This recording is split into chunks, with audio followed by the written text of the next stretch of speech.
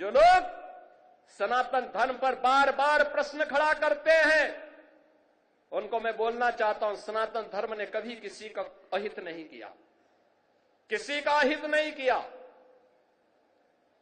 सबको गले से लगाया।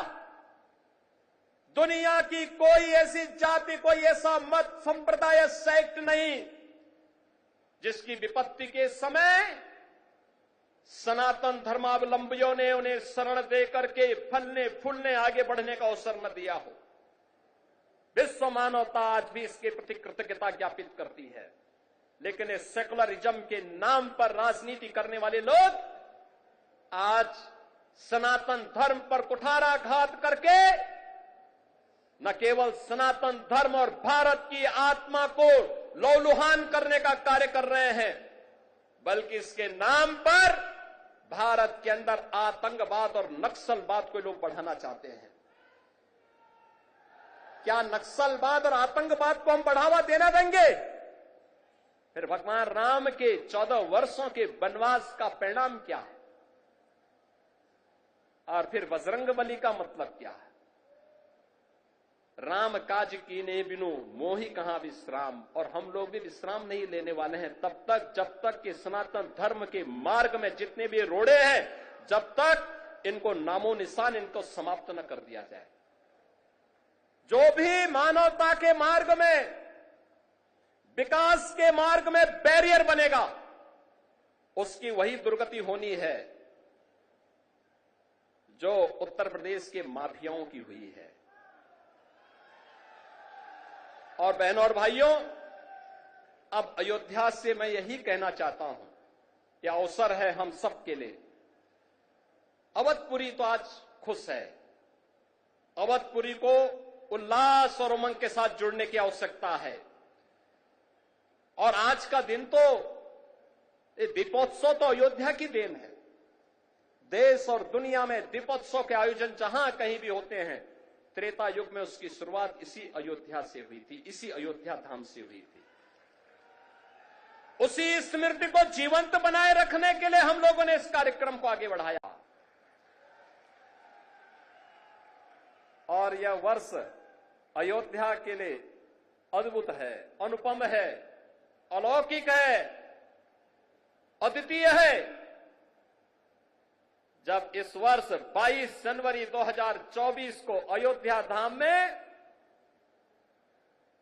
500 वर्षों का इंतजार समाप्त करके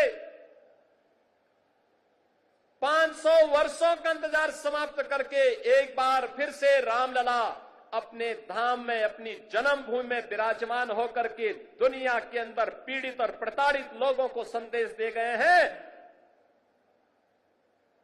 कि कभी भी अपने पथ से विचलित मत होइए, संघर्ष का रास्ता अपनाइए, सफलता जरूर प्राप्त करेगी, सफलता जरूर प्राप्त होगी। यह अवसर है हमारे पास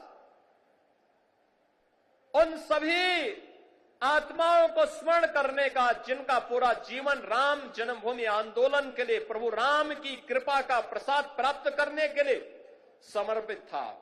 मैं इस अवसर पर उन सभी पूज्य संतों को नमन करता हूं, उन सभी हुतात्माओं के लिए जिन्होंने 3.5 लाख की संख्या में अपना शहादत दे करके एक ही तमन्ना के साथ इस धराधाम से विदा हो गए कि चाहे जैसे भी हो, हमारे बलिदान की कीमत पर ही सही, लेकिन अयोध्या में राम मंदिर का निर्माण होना चाहिए। उनका संकल्प पूरा हुआ। अयोध्या में राम मंदिर का भव्य निर्माण का कार्य पूरा हो चुका है। रामलला फिर से अयोध्या धाम में फिर से विराजमान हो चुके हैं।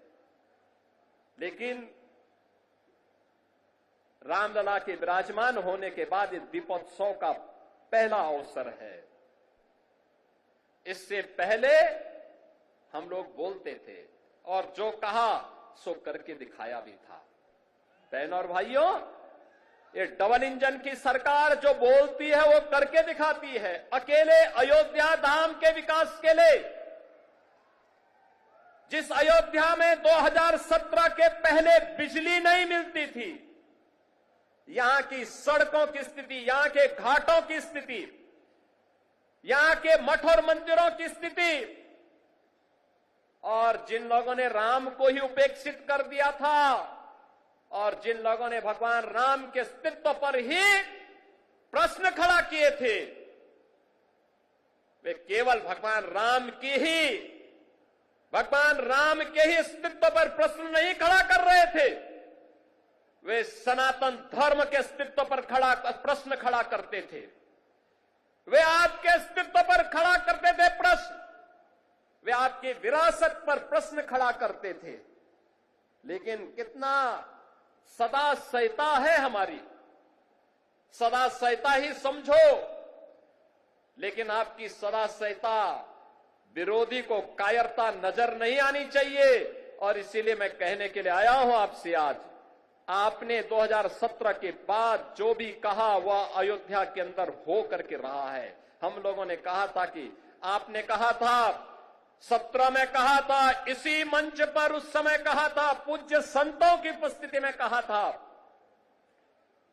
कि योगी जी एक काम करो, मंदिर का निर्माण करो। बहनों और भाइयों, मंदिर का निर्माण तो हो गया है, रामलला भी विराजमान हो गए।